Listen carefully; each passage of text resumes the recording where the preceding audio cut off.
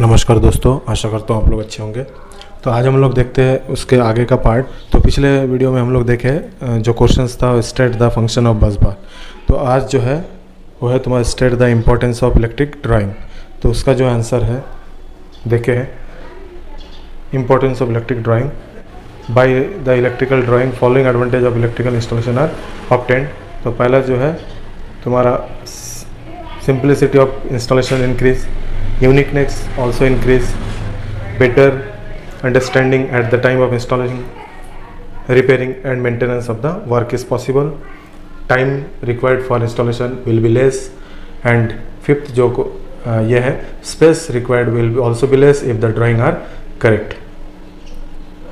Okay, next question, state the necessity of earthing। तो ये जो है ये skip होके है, अभी ये सिलेबस में ये है नहीं।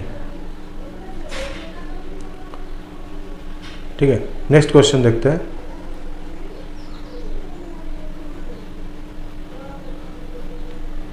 हाँ, list the type of contract.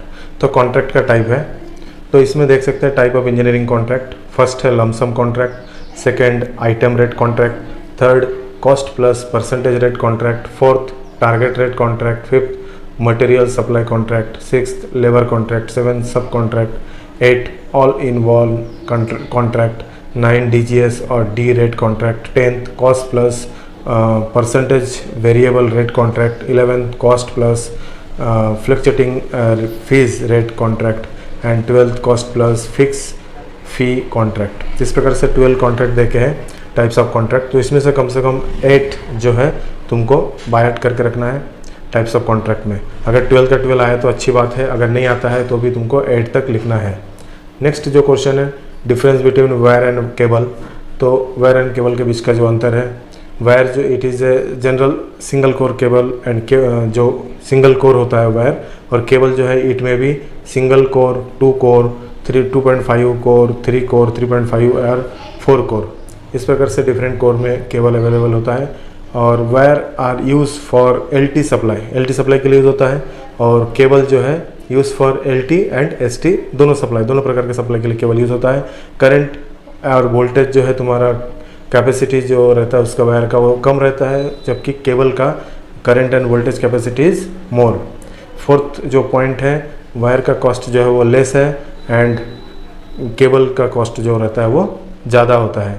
और डिफरेंट टाइप्स ऑफ वायर जो रहता है जिस प्रकार से VIR, PVC, TRS, CTS, flexible, ETC। तो ये डिफरेंट टाइप्स ऑफ वायर है। और जो केबल का टाइप्स है वो आर्मर रहता है या फिर अनआर्मर टाइप का केबल होता है। इस प्रकार से ये, तो इसमें 5 पॉइंट देखे हैं, तो 4 पॉइंट तो आना ही चाहिए, 5 पॉइंट लिखे तो अच्छी बात। नेक्स्ट जो क्वेश्चन है, state the functions of following in motor wiring circuit, motor switch and main switch. तो ये फंक्शन पूछा गया है मोटर का, स्विच का और मेन स्विच का। तो मोटर स्विच का जो फंक्शन है वो ऑन ऑफ करने के लिए, और मेन स्विच जो है it gives the main supply to the motor with fuse protection inside. Next जो क्वेश्चन है, define service board box. Service board है, अगर हमको कहीं पे टेम्परेरी बेस पे वर्क करना है, एक्सटेंशन करना है, इमरजेंसी पर्पज़ के लिए कहीं पे काम करना है, तो वो जो है एक्सटेंशन जैसे हमारे घर में रहता है फ्लेक्स बॉक्स, उसी प्रकार से समझ लो कि वो एक बोर्ड रहेगा, उसी में तुम्हारा सप्लाई रहेगा, तो वो सर्विस बोर्ड कहा जाएगा। नेक्स्ट क्वेश्चन जो है, attempt 24 of the following, prepare schedule of material for underground service connection. तो अंडरग्राउंड सर्विस कनेक्शन के लिए लगने वाला मटेरियल का लिस्ट बनाने के लिए बोला है। तो ये तुम्हारा सेकंड क्वेश्चन है। इसमें जो है तुम्हारा 4 मार्क का क्वेश्चन है, और उसमें कम से कम तुम्हारा 8 पॉइंट होना ही चाहिए 4 मार्क के क्वेश्चन में। 2 मार्क का क्वेश्चन है तो 4 पॉइंट, और 4 मार्क का क्वेश्चन है तो 8 पॉइंट होना चाहिए। तो पहला जो पॉइंट है, 2.5 square mm 4 core armour cable, इसका लेंथ या फिर जो साइज है that depends on the types of load in the premises. Second, bricks soft soil for protection of cable, इसकी ज़रूरत रहेगा। ये तीसरा जो पॉइंट है, केबल अगर रोड क्रॉसिंग पे लगा रहे तो वहाँ पे अपने को सीमेंट का पाइप या फिर होम पाइप बोला जाता है, या फिर GI का पाइप डाल के उसके अंदर से ही केबल लेके जाना है फॉर बेटर प्रोटेक्शन। फिर cable lug as per the required size cable के साइज़ के हिसाब से केबल लग का ज़रूरत रहेगा। उसके बाद तुम्हारा केबल ग्लैंड की ज़रूरत रहेगा। 6 पॉइंट जो है वो केबल बॉक्स या फिर फीडर पिलर या फिर बस बार या फिर केबल एंड बॉक्स, जहाँ से अपने को टर्मिनेशन वगैरह लेके कनेक्शन करना है तो वो उसकी ज़रूरत रहेगा, तो उसको केबल बॉक्स बोल सकते हैं या फिर बस बार बॉक्स बोल सकते हैं। नेक्स्ट जो पॉइंट है GI pipe as required size. फिर 8 जो पॉइंट है केबल बुशिंग। 9th पॉइंट है 8 SWG वायर। 10th है क्लैम्प सैडल। और 11th as such all service connection material like main switch, MCB, energy meter, neutral link, IC cutout, earthing set, nut screw and wooden board ETC। तो ये सब जो है underground service connection के लिए required material है। यहाँ पे 11 पॉइंट देखे हैं, तो आपको कम से कम 8 पॉइंट जो है वो ध्यान में रखना है। 8 पॉइंट मिनिमम लिखना है, पूरा का पूरा लिख सके तो अच्छी बात है।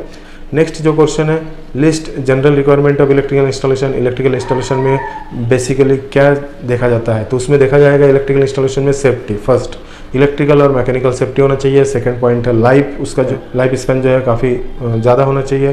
थर्ड है अपीयरेंस, देखने में भी अच्छा होना चाहिए। फोर्थ कॉस्ट मिनिमम होना चाहिए। फिफ्थ मेंटेनेंस एंड रिपेयरिंग जो है वो कम से कम आना चाहिए। और सिक्स्थ फ्यूचर एक्सपेंशन को भी ध्यान में रखना है।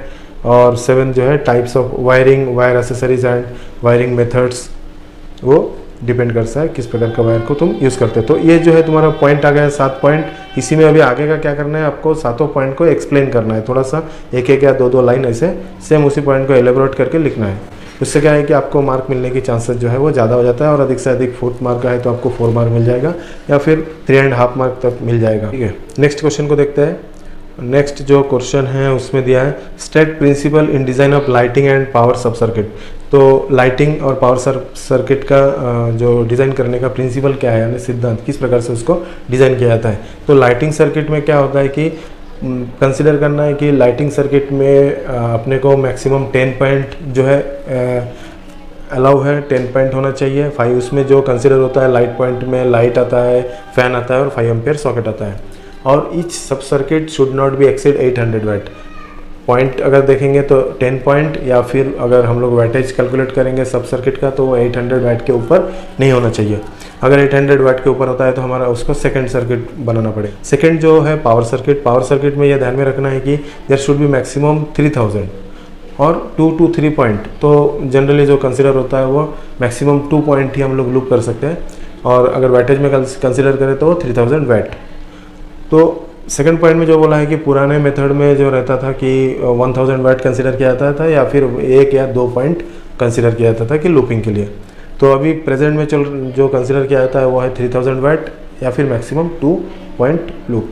तो नंबर ऑफ सब सर्किट अगर कैलकुलेट करना है पावर सर्किट में, that will be equal total number of power sub circuit that equal to total electrical power load divide by 1000 और 2000 वाट।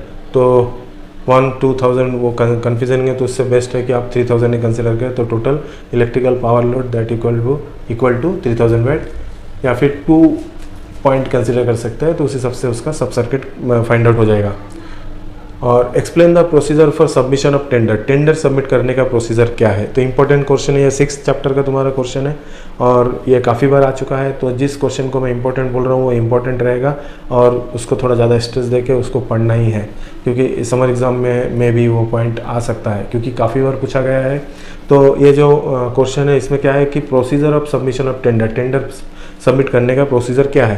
तो इसमें पहला पॉइंट में बोला गया है कि टेंडर जो है ना जो पार्टी नंबर 2 जिसको काम करना है वो टेंडर जो है सबमिट करता है किसको, पार्टी नंबर 1 को, यानी जिसने टेंडर इशू किया है या फिर ओनर उसको। ठीक है, किस रूप में कि सील्ड एनवलप में और स्पेसिफिक टाइम और डेट के पहले ही वो सबमिट किया जाता है। सेकंड पॉइंट में क्या बोला है कि ये जो है एनवलप के ऊपर टाइटल लिखा जाता है, उसमें 2 एनवलप में उसको सबमिट किया जाता है, यानी इसमें एक envelope number 1 and envelope number 2। कहने का मतलब जितना भी दस्तावेज है और तुम्हारा जो चालान है, इनकम टैक्स रिटर्न फाइल करके है वो, और जो मशीनरी तुम यूज़ करने वाले वो सब जो उसका एविडेंस या डॉक्यूमेंट जो है वो एक एनवलप में ये करना है। और दूसरा जो एनवलप में वो टेंडर कोड जो आपने किया है वो उसके अंदर सेकंड एनवलप के अंदर डाल के उसको सील करना है। और दोनों एनवलप को क्या करना है, एक बड़े एनवलप के अंदर डाल के उसको सील करना है और उसके ऊपर मेंशन करना है कि वो name of work, address of receiving authority should be written, है ना। तो किस प्रकार का काम है, कौन सा काम है, उसके ऊपर मेंशन करना है, और किसको भेज रहे हैं, कौन सा अथॉरिटी को, वो मेंशन करना है, ठीक है। उसके बाद क्या करना है, ये जो है जो एनवलप है उसको बाय हैंड या फिर बाय पोस्ट उसको जो मेंशन अथॉरिटी है वहाँ पे विद इन ड्यूरेशन, जो टाइम ड्यूरेशन देके रहेगा या डेट देके रहेगा उसके पहले वो पहुँचाना ज़रूरी है। तो वो मेथड है किस प्रकार से टेंडर को सबमिट किया जाता है। सेकेंड जो क्वेश्चन है, नेक्स्ट जो क्वेश्चन है, question number E, state any 4 I rule use in residential wiring installation. तो रेसिडेंशियल वायरिंग इंस्टॉलेशन में कौन कौन सा रूल कंसिडर किया जाता है या फिर कौन कौन सा रूल है वो अपने को पूछा गया है। तो सिमिलर टू आंसर में देख सकते हैं कि similar to following I rule at any 8 expected half mark each question. तो कहने का मतलब इसके पहले भी बोला है कि कम से कम 8 जो है पॉइंट लिखना है अगर 4 मार्क का क्वेश्चन है तो रूल क्या है, 2 pole link main switch and fuse unit लगाना है, ठीक है।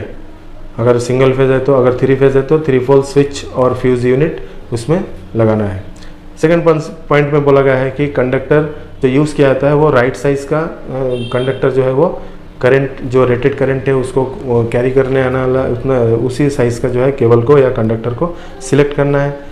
नेक्स्ट पॉइंट में बोला गया है जो कंडक्टर यूज़ कर रहे हैं उसको जो इंस्टॉल कर रहे हैं पूरी तरह से सुरक्षित होना चाहिए।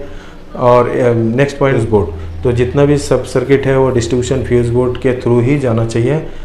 नेक्स्ट पॉइंट में बोला गया है तो जो तुम्हारा फेज वायर है उसके फ्यूज उसमें कनेक्ट होना ही चाहिए। नेक्स्ट जो पॉइंट बोला गया है कि स्विच बोर्ड जो है 1.2 मीटर या फिर 1.5 मीटर के हाइट पे उसको स्विच बोर्ड को लगाना चाहिए। फिर यह plug and socket are to be fit 3 pin type.